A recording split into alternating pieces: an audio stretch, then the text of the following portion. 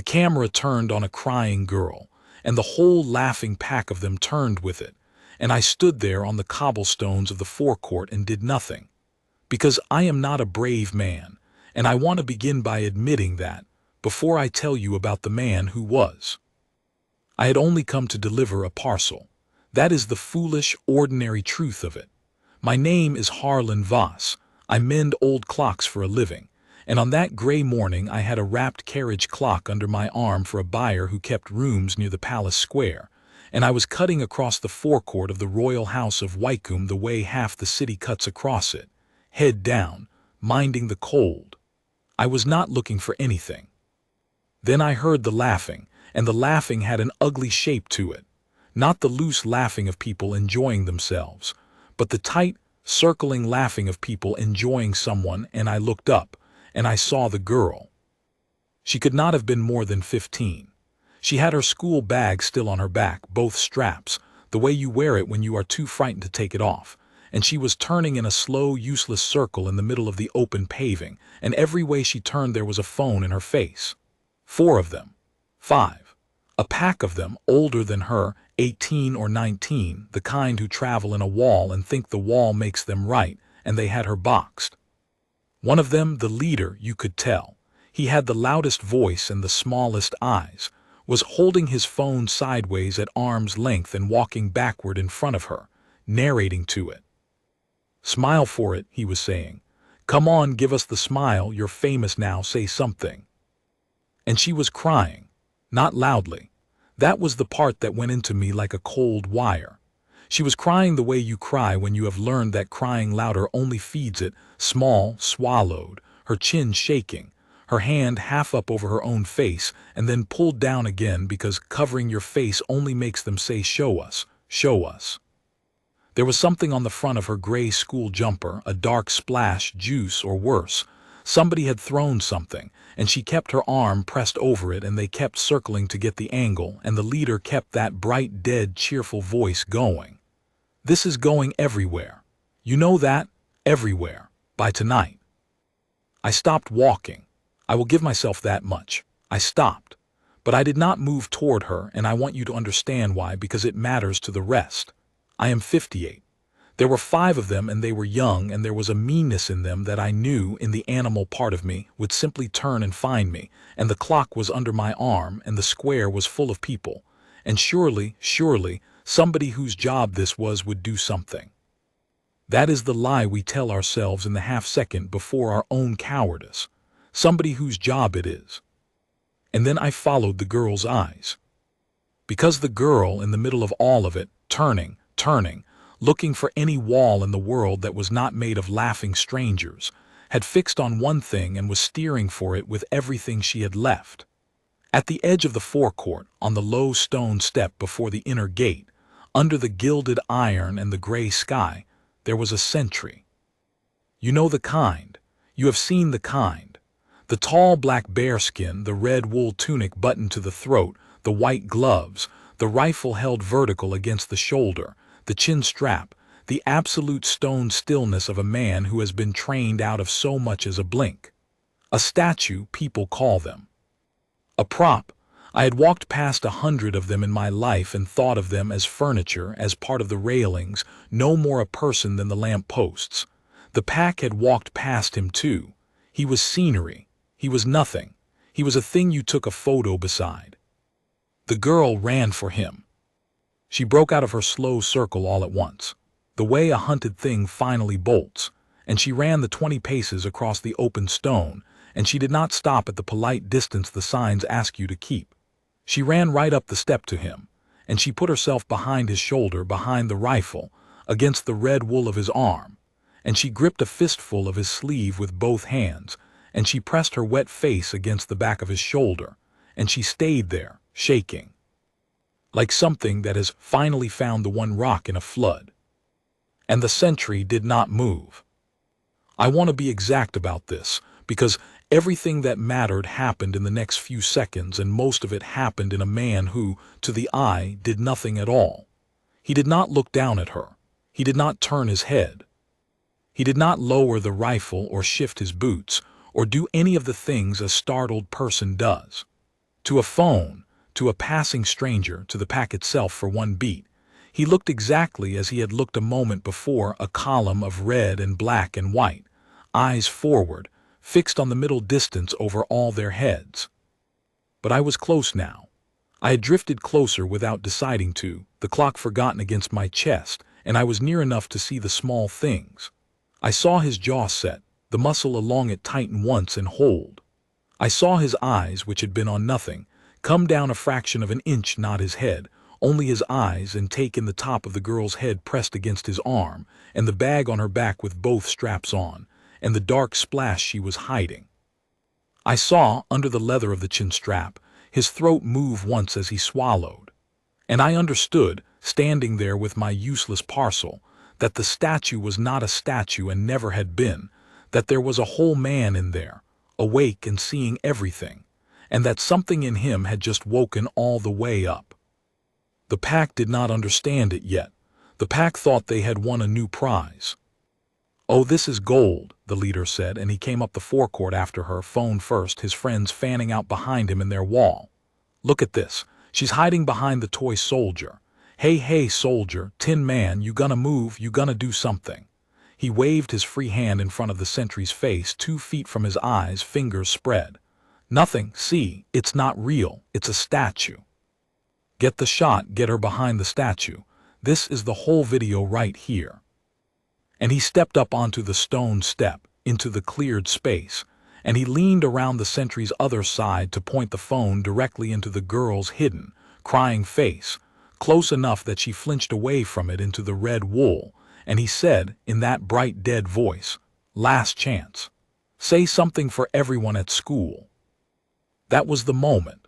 Looking back, I think that was the exact moment the man in the red coat decided. Not loudly, not with any flourish. I just saw the stillness change its nature. The way a held breath is different from a body simply not breathing, and I knew, the way you know a storm has turned, that the next thing was going to be his. He moved.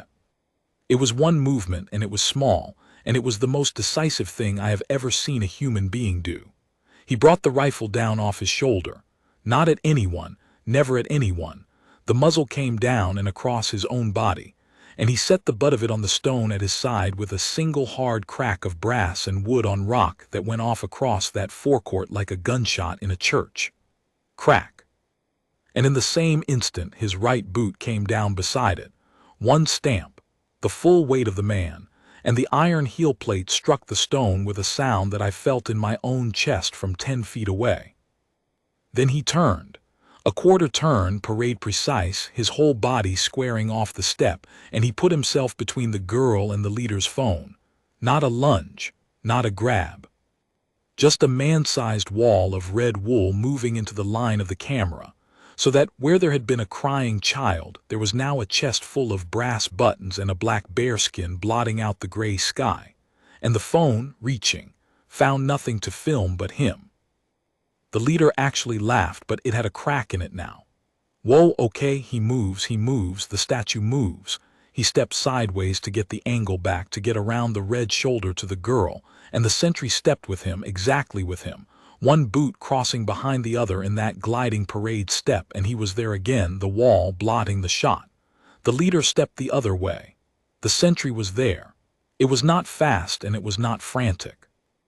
It had the terrible patient certainty of something that cannot be gone around because it has decided not to be gone around. And the pack's wall, which had been so solid a minute before, suddenly looked like what it was: 5 frightened boys who had never in their lives had a grown man simply, immovably, tell them no with his whole body. "You can't touch us," the leader said, and his voice went up half a register. "You can't even talk. You can't do anything. This is a public square. We're allowed to film. We know our rights." And the sentry spoke. He had not, until then, made one human sound. So when the voice came, it was the more shocking for it. Low, level, dredged up out of all that discipline. And it carried without being raised because everyone within 30 feet had gone quiet to hear it. "Step off the step." That was all, 3 words. He did not say them to the girl. He said them to the leader, eyes finally fully on the boy's face, and there was nothing in the voice of anger and everything in it of a door closing. Step off the step. The leader's mouth opened. For 1 second the meanness in him gathered itself to push back, to make it into more content. He talked. Did you get it? And then he looked, really looked, at the man he was standing 2 feet from, at the size of him under the wool, at the stillness that had nothing of fear in it, at the eyes. And something in the boy understood, late and unwillingly, that he had wandered out of the one game he knew how to win and into a different one entirely. He stepped off the step. But he did not stop filming, and he did not stop talking, and a meaner thing came into him now that he had been made to back up in front of his friends. "Fine," he said, walking backward onto the open stone, raising his voice for the crowd that was, I realized, beginning to gather. "Fine. Everyone see this. RoyalGuard, big tough RoyalGuard putting his hands on school kids. That's the video. That's assault. That is, on camera, he assaulted us." "He never touched you," I said. I had not planned to say it. It came out of me before the cowardice could vote. My own voice sounded strange and loud in my ears, and the leader's phone swung toward me, and for a sick half-second I was the new prize, but I had said it now, and I found, to my own surprise, that I could say it again. I lifted the clock parcel slightly as if it were evidence, which it was not. "I watched the whole thing. He never laid a finger on any of you. The girl ran to him. You followed her. He put himself in front of a camera. That is not assault. That is the opposite of it." The leader's eyes flicked, calculating. And then the smartest of the bad things he could have done. He turned the camera off me because I was a grown man with a steady voice, and that was no good to him. And he turned it back on the girl, who was still pressed to the sentry's back, and he said, "Then let's get the girl's side. Come on, sweetheart, tell everyone what happened. Why are you hiding? What did you do?" The sentry did a thing then that I will carry to my own grave as the finest small act of decency I have ever witnessed. He did not let the camera have her face. He had been a wall in front of her. Now, without ever taking his eyes off the pack, he reached up with his white-gloved left hand, the rifle steady at his side in the right, and he unhooked his own greatcoat cape from where it lay folded over his shoulder, the heavy dark gray wool that those sentries wear against the weather. And in one motion he swept it back and around so that it fell open like a curtain at his side, and he angled himself. And the girl, reading it the way a frightened animal reads the one kindness in a room, slid behind the cape into the shadow of him, out of every line of sight, gone from every phone. You could hear the crowd take a breath. Because that was the picture, you see. That was the whole thing made plain in one image. The immovable red soldier with his cape thrown open, and a child sheltered inside the dark of it, and 5 young men outside in the cold light with their phones held up at nothing. The hunters had become the hunted, and they had not moved an inch. The world had simply turned around them and shown them what they were. "You're recording yourselves," I heard a woman in the crowd say, half to herself. "You idiots. You're recording yourselves doing it." She was right. And I think the leader heard it too, because his eyes went for the first time to the gathering ring of strangers. And there were 40 of us now, 50, drawn by the crack of the rifle butt and held by what they found, and every single one of them had a phone, and not one of those phones was pointed at the girl. They were all pointed at the pack. 40 cameras turned around.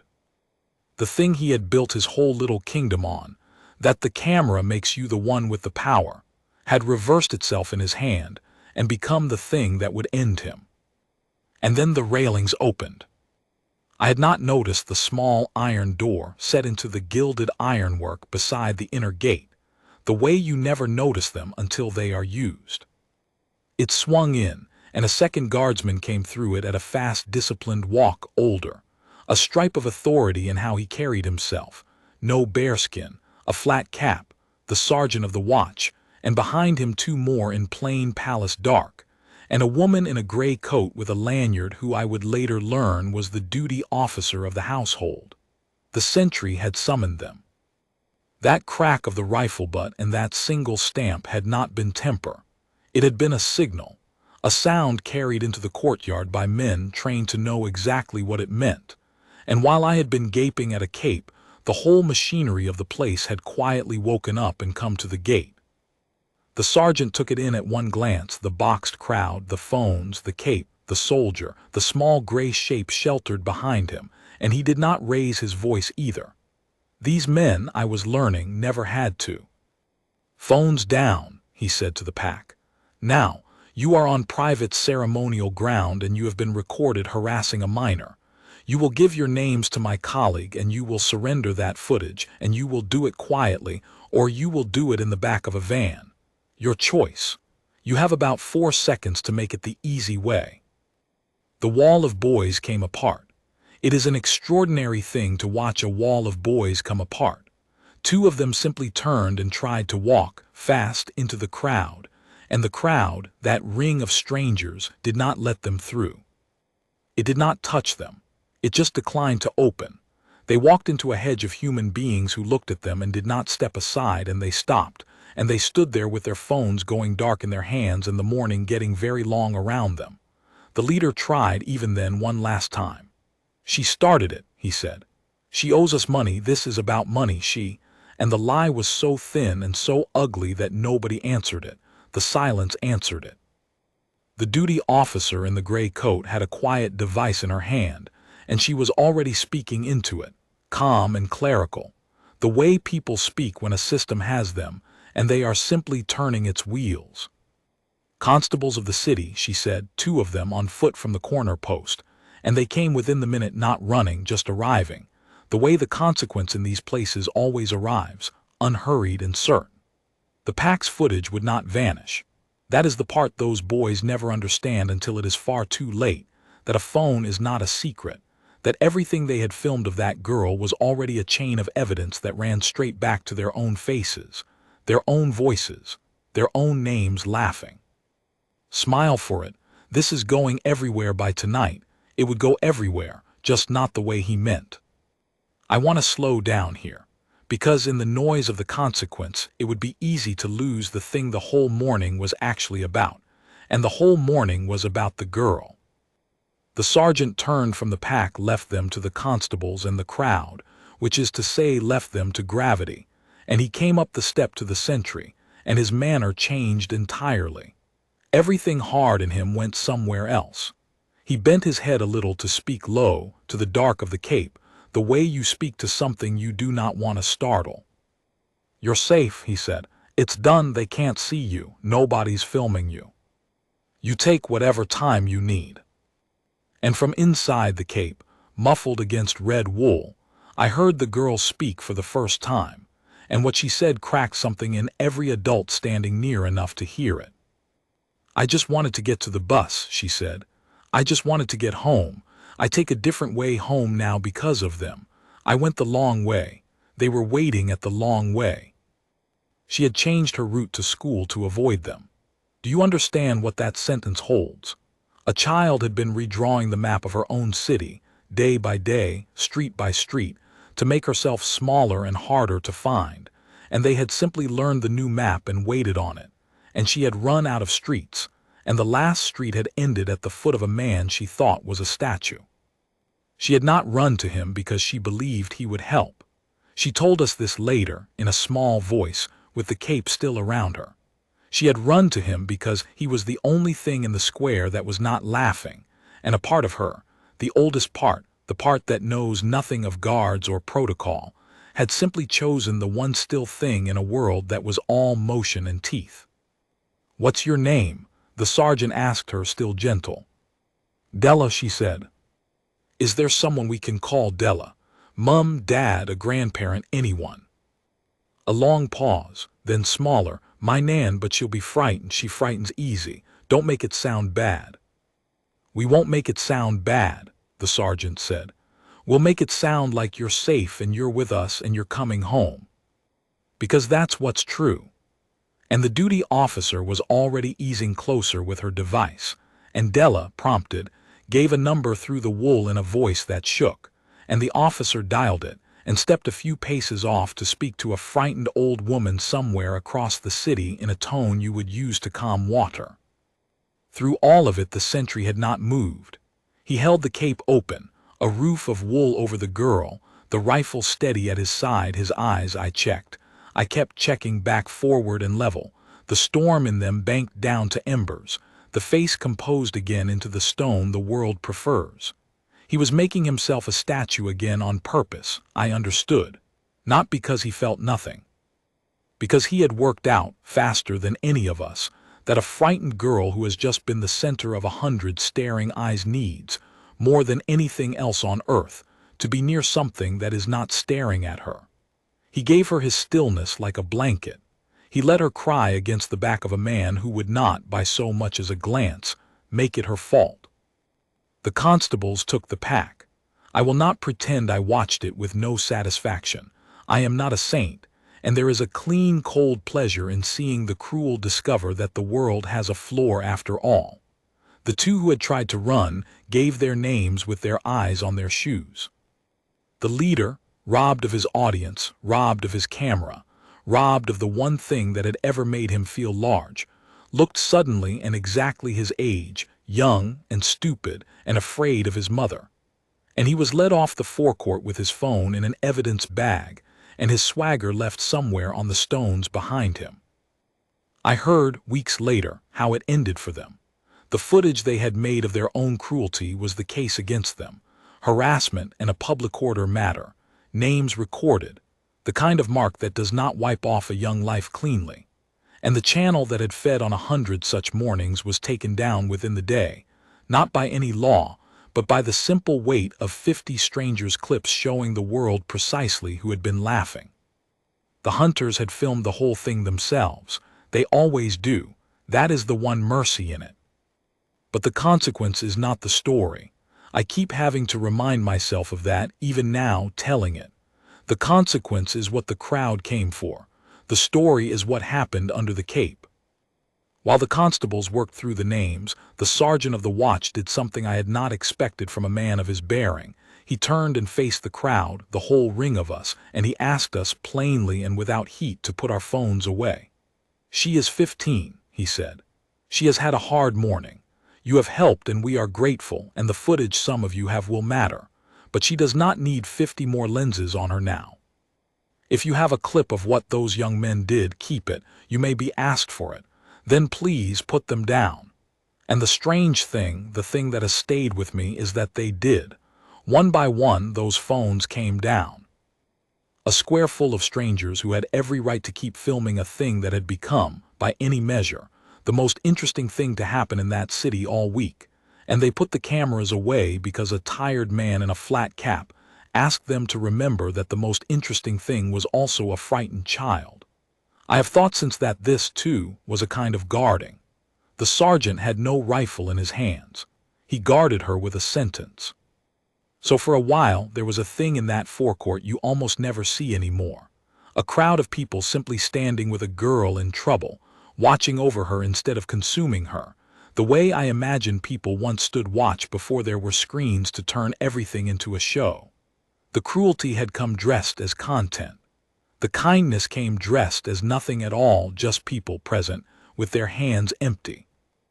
And under the cape, slowly, the worst of the shaking went out of her. I could hear it happen because I had not moved away. I had appointed myself, in my own small, useless heart, a kind of guard of the perimeter, and nobody told me to go, so I stayed. Her breathing, which had been the ragged catch of someone drowning in herself, lengthened out. The first time she spoke without crying was to ask in a very small voice whether her bag was still there, her school bag with her books in it, the books she would need, because a part of a frightened child is always already worrying about the ordinary trouble of tomorrow, the homework, the teacher, the bus. "It's right here," the sergeant told her. "Both straps. Nobody touched it." And I heard her let out a breath at that, as though the safety of the books was the first thing in the whole morning she had been able to fully believe. It was only then, settled a little, that she told us the rest of it, in pieces, the way the truth comes out of the young, not as a story but as a scatter of true things. That it had been going on for most of a year. That it had started over nothing, the way it always does. A thing she said in a class once that someone decided to make her pay for forever. That they did not even hate her, not really, which was somehow the worst of it. They were bored and she was useful, and a phone made the boredom feel like power. That she had stopped telling anyone because telling made it worse, made her a snitch, gave them a new thing to film. That she had not told her Nan a single word of it in all those months because her Nan frightened easy, and her Nan was all she had and she could not put that on the one person left who loved her. She had carried it entirely alone. A 15-year-old girl had carried a year of being hunted entirely alone, redrawing her maps, swallowing her crying small so it would not feed them. And the first adult she had let in on, it was a man she thought was a statue, because he was the only one in her whole world who could not, by the rules of his post, walk away and pretend he had not seen. I think about that. The thing she trusted was that he could not leave. She did not know he was kind. She knew he could not abandon his post, and she ran to the one fixed point in a moving world precisely because it was fixed, because it was the one thing that would still be there when she turned around. And he honored that. He did not move off his ground to chase the pack, though every fiber of him must have wanted to. He understood that the moment he left his post he stopped being the thing she had trusted, the still place, the rock in the flood. So he stayed exactly where he was and made the whole battle come to him. He fought the entire thing without taking one step off his line. I have to say a word here about my own part because I have not been honest enough about it yet. While we waited for the Nan, the duty officer came to me. She had clocked, somehow in all that chaos, that I had been the one to speak up first, to call the leader's lie out loud in front of the gathering crowd, and she asked, would I be willing to set down what I had seen? A statement. My name, my account, the plain order of what happened. And I felt the old cowardice rise in me again, the small clutching voice that says don't get involved. It's not your business. Just deliver your clock and go home. I had felt it at the very start of the morning and obeyed it, and a child had nearly been left to drown in laughing strangers because of men like me who obey it. So I looked at the soldier on his step, holding his cape open over a girl he would never see again and asking nothing for it, and I was ashamed of the voice, and I told it to be quiet. Yes, I said, of course. Write it all down. Use my name. It is a small thing. It is the smallest thing. But I think it is the thing the morning was teaching me, and I do not want to leave it out to make myself look braver than I was. The soldier did the great thing, the wall, the cape, the screen. But the morning needed the small things too, the 40 phones that turned around, the crowd that would not let the boys through, the woman who said you're recording yourselves, the man who finally said he never touched you. Courage, I was learning, is not one man doing the impossible. It is a great many ordinary people each doing the one small possible thing in front of them at the same moment.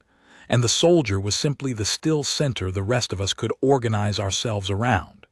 He gave us a place to be brave from. That is, I have come to think, a great deal of what those silent men on those cold steps are actually for.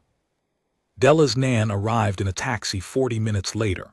A small, fierce, white-haired woman who came across that forecourt at a speed that would have impressed the regiment, fear and love driving her in equal measure. And the duty officer met her and walked her in. And when the old woman saw the red soldier with the cape thrown out like a wing and her granddaughter's school bag visible at the edge of it, she stopped dead, and her hand went to her mouth. And she did not understand any of it, and she understood all of it at once. Della, she said. And the girl came out from under the cape. This was the moment I had been afraid of all that while, the way you are afraid for someone. The moment she had to step back out into the light and the looking, the moment the shelter ended and she was a girl with a stain on her jumper and tears dried on her face in front of a crowd of strangers again. And the sentry knew it too. Of course he knew it. He had known everything all morning. So he timed it. As Della stepped out from behind him, he came back to attention, not slowly, all at once, the rifle up to the shoulder, the boots together, the cape settling. The whole man snapping back into the immaculate ceremonial stone the world expects. And he did it in the exact instant she emerged. so that every eye in that forecourt, every phone, every staring stranger was pulled by the sharp, beautiful motion of it onto him. The spectacle, the soldier, the show, and off the girl. He drew the fire. He made himself the thing to look at so that she could walk to her grandmother through a tunnel of nobody watching. She crossed the open stone into the old woman's arms with 50 people in front of her, and not one of them saw her do it, because the man in red had given them something else to see. I do not know where a person learns to do that. I have thought about it more than I have thought about almost anything. To understand, in the middle of a crisis, that a hurt child's deepest need is not to be helped but to be unseen asterisk, to be allowed to be small and broken for 1 minute without it becoming a thing other people own, and then to spend your own dignity, your own discipline, your own trained-up grandeur, as a screen to buy her that minute. That is not in any manual. That is a man. The Nan held her granddaughter and rocked her and said the useless beautiful things that the old say, I've got you, you're all right now. And over the girl's head she looked at the soldier, and she did not say thank you, because there are some thank yous too large to fit out of a mouth. She just looked at him, and she pressed her hand flat to her own chest, and she held it there. And the sentry, eyes forward at attention, statue once more, let his gaze come down that single fraction of an inch again, and met hers, and for one heartbeat there was a whole conversation in it, and then he put his eyes back on the middle distance, and gave her the privacy of his stone. I should tell you the one thing he said to me, because it is the only thing I have of his own voice, and I have turned it over 1,000 times. The crowd was thinning. The girl and her Nan were being walked to a warm room inside the gate to wait for a relative with a car, the duty officer a steady gray presence beside them. The sergeant of the watch had arranged the relief, for the post may never stand empty, and a fresh sentry had come through the iron door to take the line so that the man who had held it could be properly stood down for a few minutes, the protocol observed even now, even in this. And I, foolish Harlan Voss with my carriage clock still under my arm, undelivered, the whole morning gone, found myself standing near him at the edge of the step as he waited to be marched off, and I could not help it, I said. That was the bravest thing I've ever seen. He did not look at me. He was not allowed to, not yet, not until the relief was complete. But his mouth moved barely, the words pitched for me alone. It wasn't brave, he said. Brave is when you might lose. I was never going to lose that one. A pause, and then lower, the only crack he let me see all morning. I have a daughter. That was all. The relief snapped through its final motions. The new sentry froze into his column of red, and my man, I think of him as my man, though I never learned his name. The regiment would not give it when I asked. His composure is not exceptional. It is the standard, they said, and would not lionize him, which somehow made it larger. My man was wheeled about by the sergeant and marched off through the iron door into the courtyard, boots ringing on the stone, gone, back into the machine that makes such men and asks no thanks for it. I have a daughter. Brave is when you might lose. I was never going to lose that one. I have turned those 3 sentences over so many times that they have worn smooth, like a coin you carry too long. At first I heard only the tenderness in them, a father somewhere with a girl of his own, and the way that knowledge had reached out across a forecourt and put a wall of red wool between a stranger's grandchild and her tormentors. But the longer I held them, the more I heard the harder thing underneath. Brave is when you might lose.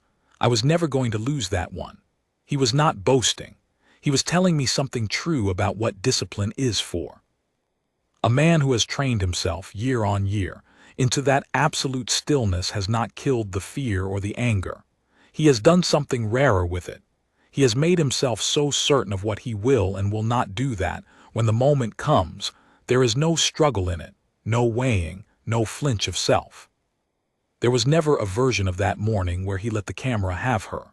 The decision had been made years before, on 1,000 gray mornings of standing a line for nobody, paying for a character that no audience would ever applaud, so that when the one morning came that mattered, he would already be the kind of man who simply does the thing. The stillness was not the absence of action. The stillness was the action, rehearsed 10,000 times in advance, waiting. That is what I had walked past my whole life and called furniture. That is what the boy with the phone had called a tin man, a toy soldier, a thing that is not real. The most real man in the square. The only one of us who had decided, long before the test arrived, exactly who he was going to be when it did. I did deliver the clock, eventually, that afternoon, an hour late, to a buyer who did not care why. But I have not been the same since the morning, and I do not want to be. I had stood on those cobblestones at the start of it, certain that bravery was something that happened to other, larger men, and that my part was to keep my head down and let the somebody whose job it was do the thing. And I had watched a man who genuinely was the somebody whose job it was teach me that he had not waited for permission, had not weighed the odds, had not asked whether it was his to do.